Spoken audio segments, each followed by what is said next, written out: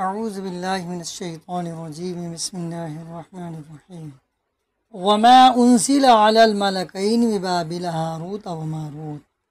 और उन दोनों फरिश्तों पर नाजिल किया गया था जो शहर बाबुल में, जिनका नाम हारूत और मारूत था।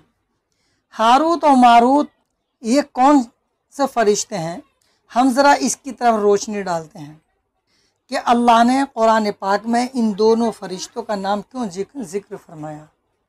बात असल ये है कि एक मर्तबा 3 फरिश्तों ने अल्लाह रब्बुल इज़्ज़त से ये अर्ज़ किया कि इलाहुल आलमीन, ये हज़रत इंसान तेरी तमाम नेमतों को इस्तेमाल करता है और तेरी तमाम नेमतों को यो अपनी ज़मीन में, पैरों की ज़मीन में रोमता है और तमाम तेरी तर नेमतों को ये इस्तेमाल करता है, तेरी खुदाई को ये देखता है, लेकिन इसके बावजूद भी ये नाफरमानी क्यों करता है। अल्लाह रब्बुल इज़्ज़त ने फरिश्तों के इस एतराज़ पर उन फरिश्तों से फरमाया कि जो चीज़ मैंने इस हज़रत इंसान के साथ लगाई है, यानी नफ्स, अगर वो तुम्हारे साथ भी लगा दिया जाए तो तुम्हारी भी हालत इस हज़रत इंसान जैसी ही हो जाएगी। फरिश्तों ने कहा कि ए बारी ताला, ये कैसे मुमकिन है कि हम तेरी नाफरमानी करें।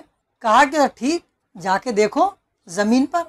कहा कि ठीक है, हम ज़मीन पर जाते हैं, जाने के बाद देखते हैं हम तेरी नाफरमानी किस तरह करेंगे। हम तो हर वक्त हर आन तेरी फर्मा बरदारी में ही लगे रहते हैं, हर वक्त हमारी ज़ुबानों पर तेरी हम्द और सनाई रहती है, हमसे नाफरमानी कैसे हो सकती है।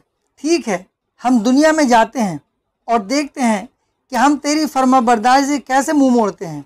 ये कहकर एक फ़रिश्ता जब आसमान से नीचे उतरता है तो अल्लाह रब्बुल इज़्ज़त उस फरिश्ते पर एक मोहर लगा देते हैं। दूसरा जब उतरता है उस पर भी मोहर लगा देते हैं। तीसरे का जब नंबर आता है तो कहता बारी ताला, बस आप मुझे माफ़ फरमा दीजिए, मैं जाना नहीं चाहता। इसलिए तीसरे फरिश्ते का जिक्र ही नहीं आया, उसका नाम ही नहीं आया, इसी दोनों फरिश्तों का ही नाम आया।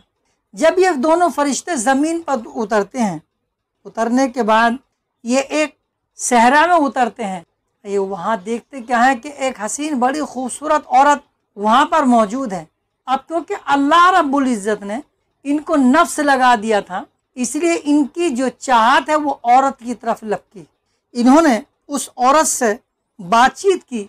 औरत ने कहा कि जिस दुआ को पढ़कर तुम आसमान से ज़मीन पर आते हो और ज़मीन से आसमान की तरफ चढ़ते हो, तुम वो दुआ मुझे सिखा दो।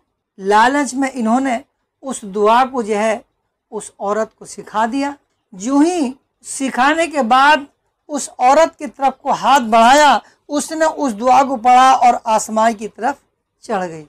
अभी अभी ज़मीन पर ही उतरे थे कि अल्लाह की नाफरमानी इनसे सादिर हो गई। अल्लाह ने फरमाया कि बोलो, अब तुम्हें आखिरत की सज़ा चाहिए या दुनिया की सज़ा चाहिए। इन दोनों फरिश्तों ने फैसला किया कि अल्लाह, हम दुनिया की सज़ा चाहते हैं, आखिरत की सज़ा से ए अल्लाह हम माफ़ी चाहते हैं। अल्लाह रब्बुल इज़्ज़त ने इनको बाबुल के कुएं में उल्टा लटका दिया। बहरहाल तफसीर इब्न कसीर में ये वाक़या बड़ी तवील से आया है। एक मर्तबा हज़रत आयशा रज़ी अल्लाह तआला अन्हा फरमाती हैं कि मेरे पास अबू जुंदल की एक औरत आई, कबीलाए अबू जुंदल की एक औरत आई। उसने मालूम किया कि अल्लाह के रसूल सल्लल्लाहु अलैहि वसल्लम कहाँ हैं। हज़रत आयशा रज़ी अल्लाह तआला अन्हा ने इरशाद फरमाया कि आप सल्लल्लाहु अलैहि वसल्लम अब इस दुनिया में मौजूद नहीं हैं, आप तो पर्दा कर गए। बस ये सुनना था उस औरत का कि उसने एक आह खींची और उसने ये कहा कि आह, अब मेरा क्या होगा। ये कहकर वो बेहोश होकर ज़मीन पर गिर पड़ी और उम्महातुल मुस्लिमीन इकट्ठा हुई और मालूम किया कि क्या हुआ। हज़रत आयशा रज़ी अल्लाह तआला अन्हा से उम्मुल मुमिनीन हज़रत आयशा रज़ी अल्लाह तआला अन्हा ने फरमाया कि इस औरत ने मुझसे ये मालूम किया कि हुज़ूर सल्लल्लाहु अलैहि वसल्लम कहाँ हैं, मुझे आपसे कुछ मसला मालूम करना है। मैंने कहा कि वो तो इस दुनिया से पर्दा कर गए, वो तो दुनिया में ही नहीं।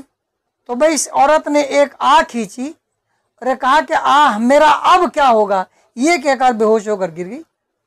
कुछ देर के बाद वो औरत होश में आई और उससे मालूम किया कि ए अल्लाह की बंदी, तू इतनी परेशान क्यों है, आखिर क्या बात है जो इतनी बात सुनने पर के हुजूर सल्लल्लाहु अलैहि वसल्लम पर्दा कर गए और तू बेहोश हो गई, ऐसा कौन सा गुनाह किया है तूने। उस औरत ने कहा कि बात यह है कि मेरा शौहर गुम हो गया है, जिसका एक अरसे से पता ही नहीं कि वो जिंदा भी है या मर गया। मैं उसकी वजह से रात और दिन परेशान रहती हूँ। मेरे पास एक यहूदन औरत आई और उसने कहा कि अल्लाह की बंदी, तू एक काम कर, यानी मेरी बात मान, अगर तू मेरी बात मानेगी तो तेरा शौहर तुझको मिल जाएगा। मैंने कहा कि मैं तो अपने शौहर की वजह से बहुत परेशान हूँ, आप बतलाइए क्या बात है, मैं आपकी हर बात मानने के लिए तैयार हूँ। उस औरत ने कहा ठीक है, जो मैं कहूँगी तुम वो करना, तुम्हारा शौहर तुम्हें मिल जाएगा। मैंने कहा ठीक। उसने कहा कि मैं रात को तुम्हारे पास आऊँगी, तुम मेरे साथ चलना। रात को मैं उसका इंतज़ार करती रही। जब आधी रात आई तो वो यहूदन औरत 2 कुत्ते अपने साथ लाई और मुझसे कहा कि एक पे तू सवार हो और एक पे मैं सवार हूँ। हम दोनों एक एक कुत्ते पर सवार हो गए। एक बियाबान जंगल में जाकर उसने कहा कि बस हमारी मंजिल आ गई है। वो खुद भी कुत्ते से उतर गई और मुझको भी उतरने का हुक्म दिया। जब हम दोनों कुत्ते से उतर गए तो मुझसे उस औरत ने कहा कि देख, ये जो जगह है इसका नाम बाबुल है, ये बराबर में एक कुआं है। कुएं में मुंह डालकर ये कहो कि ए हारूत और मारूत, मैं जादू सीखने के लिए आई हूँ, मुझे जादू सिखा दो। वो हत्तुल इम्कान कोशिश यही करेंगे कि तू ना सीखे, लेकिन तू इतनी बज़िद हो जाना और इतनी उनसे जो है मतलब बात अपनी रखना कि वो आजिज़ आ जाए तेरी बात पर। वो बहुत तुझे मना करेंगे लेकिन तू उनकी एक बात नहीं मानना, उनसे ये कहना कि मुझे तो सीखना ही है, और वो जिस काम को कहेंगे तुम्हें फिर वो काम भी करना है।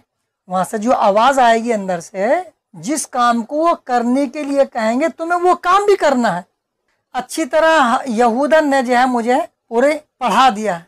मैं उस कुएं के करीब गई, अंधेरी रात, मैंने मुंह नीचे किया कुएं के अंदर तो एक तारीकी अंधेरा, कुछ दिखलाई नहीं दे रहा। फिर भी मैंने जो है यानी अपने आप को जब्त किया और मैंने कुएं में को मुँह करके कहा कि हारूत और मारूत, मैं शहर सीखने के लिए आई हूँ, यानी जादू सीखने के लिए आई हूँ, मुझे जादू सिखा दो। कुएं से अंदर से आवाज़ आती है कि अल्लाह की बंदी, हम तो खुद आजमाइश में हैं, जादू मत सीख, इसलिए कि जादू जो है वो गुनाह अजीम है। मैंने कहा कि नहीं, मुझे तो सीखना है। कई मर्तबा उन्होंने मुझे समझाया लेकिन मैंने उनकी एक न सुनी, बल्कि मैंने उनसे यही कहा कि मुझे जादू सिखाओ, मुझे तो जादू सीखना है। जब मैं बहुत ज़्यादा बज़िद हो गई तो उन्होंने कहा ठीक, अगर नहीं मानती तो सुन हमारी बात। हमारे कुएं के करीब एक कुआं और है, हमारी बाजू में एक कुआं और है, उस कुएं में पेशाब कर आ और तू वहाँ जो कुछ देखे वो हमसे आके बयान कर। मैं उस कुएं के करीब गई, डरते डरते, क्योंकि एकदम तारीकी थी, अंधेरा था, कुछ नजर नहीं आ रहा था, और कुएं के पास से वापस आ गई और कहा कि मैं पेशाब कर आई। अंदर से आवाज आई कि क्या देखा? कहा कि कुछ भी नहीं। कि तूने पेशाब ही नहीं किया, जा अब भी वापस चली जा, तेरा ईमान सलामत है। कहा कि नहीं, मुझे तो जादू सीखना है, मुझे जादू सिखाओ। फिर बहस और मुबाहिसा होने के बाद उन्होंने फिर मुझे कहा कि जा कुएं के अंदर पेशाब कर कर आ। मैं दोबारा फिर गई, डरी हुई भी थी, अंधेरा भी बहुत था, दोबारा फिर वापस आ गई और मैंने कहा कि मैं पेशाब कर आई। उन्होंने मुझसे सवाल किया कि क्या देखा। मैंने कहा कि कुछ भी नहीं। कहा कि तूने पेशाब किया ही नहीं। कहा कि जा अल्लाह की बंदी तो भी वापस चली जा। कहा कि नहीं, मुझे तो सीखना है। उन्होंने फिर मुझे 30 मरतबा भेजा और अब के मैं अपना दिल मजबूत करके मैंने पेशाब कर ही दिया। जब मैं वापस आई और मैंने कहा कुएं को मुंह करके कि मैं पेशाब कर आई। उन्होंने कहा कि क्या देखा। मैंने कहा कि मैंने ये देखा कि एक शख्स जो कि सफ़ेद लिबास में है, वो एक घोड़े पर सवार है और वो आसमान की तरफ उड़ गया। मैंने ये देखा। कहा कि जा, तू जादू में कामयाब हो गई। अब मैं वापस उस यहूदन के पास आई, वो मेरे इंतज़ार में थी। कहने लगी क्या हुआ। मैंने कहा कि ऐसे ऐसे हुआ। उसने कहा कि ठीक, चल हो गया हमारा काम। लेकिन मैं हैरान थी कि कैसे हो गया, मेरे तो कुछ समझ में बात नहीं आई। उसने कहा कि तुझ पे इतना तकड़ा जादू आ गया है तो तू जो भी कुछ कहेगी वो होकर रहेगा। हम फिर दोनों अपने अपने कुत्तों पर सवार हुए, वापस आए। वो अपने घर चली गई और मैं अपने घर आकर सो गई। सुबह जब बेदार हुई तो मेरे दिमाग में उलझन कि मुझ पर कैसे जादू आ गया कि तू जो कुछ कहेगी वो हो जाएगा। तो मैंने बतौर आजमाइश के मैंने चंद गेहूं के या जौ के दाने लिए और ज़मीन पर डाल दिए और मैंने कहा कि ज़मीन में रम जा। तो दाने मेरे कहते के साथ ही ज़मीन के अंदर हज़म हो गए। मैंने कहा कि ज़मीन से उग जा, तो उसके अंदर तने निकल आए। मैंने कहा कि और बड़ा हो जा, वो और बड़ा हो गया। मैंने कहा कि बाल आ जा, उन पर बाल भी आ गई। मैंने कहा कि पक जा अनाज, वो अनाज भी पक गया। मैंने कहा कि सारे दाने बाल में से निकल जाओ, तो सारे दाने भी बाल में से अलग निकल गए। मैंने कहा कि तुम सब पिस जाओ, यानी आटा बन जाओ, तो सबका आटा बन गया। मैंने कहा कि रोटी बन जा, रोटी बन के भी तैयार हो गई। अब मैं परेशान हूँ कि मुझे उन्होंने मना किया था कि जादू मत सीख, लेकिन मैंने उनकी बात को नहीं माना। यहूदी की बात को मैंने माना। लेकिन अब मुझे फिक्र इस बात का है कि वो क्या चीज़ थी जो आसमान की तरफ गई और उन्होंने मुझे मना किया था कि तेरा ईमान सलामत है, अब भी तू वापस चली जा। तो क्या मेरा ईमान बाकी है या मैं ईमान मेरा सल्ब हो चुका है, मैं मुर्तद हो गई हूँ। अब मैं मसला मालूम करने थी आप सल्लल्लाहु अलैहि वसल्लम से अपने बारे में, लेकिन पता ये लगा यहाँ आने के बाद कि आप सल्लल्लाहु अलैहि वसल्लम दुनिया में ही मौजूद नहीं है। बस ये कह के फिर उसको गश आया, अब फिर गिर गई। पूरा वाक़या बयान कर तमाम उम्महातुल मुस्लिमीन इकट्ठा हो गई और जो उस वक्त बड़े बड़े सहाबा मौजूद थे, हज़रत उमर, हज़रत सिद्दीक़ या और जो सहाबा इकराम थे, उनके सामने ये मसला लाया गया कि एक औरत इसी तरह से आई है, वो बहुत परेशान है, उसके लिए क्या मसला निकाला जाए। तो मुत्तफ़िक़ा मसला ये निकला कि वो जो घोड़े पर सवार जो उसने देखा कि वह आसमान की तरफ उड़ गया, वो उसका ईमान था। ईमान इसके अंदर से चला गया, अब ईमान से ये खाली हो गई। अब इससे कहो कि दोबारा कलमा पढ़े, दोबारा इस्लाम के अंदर दाखिल हो और इसने जो भी जादू सीखा अब उसको अपने काम में न लाए, उससे तौबा करें।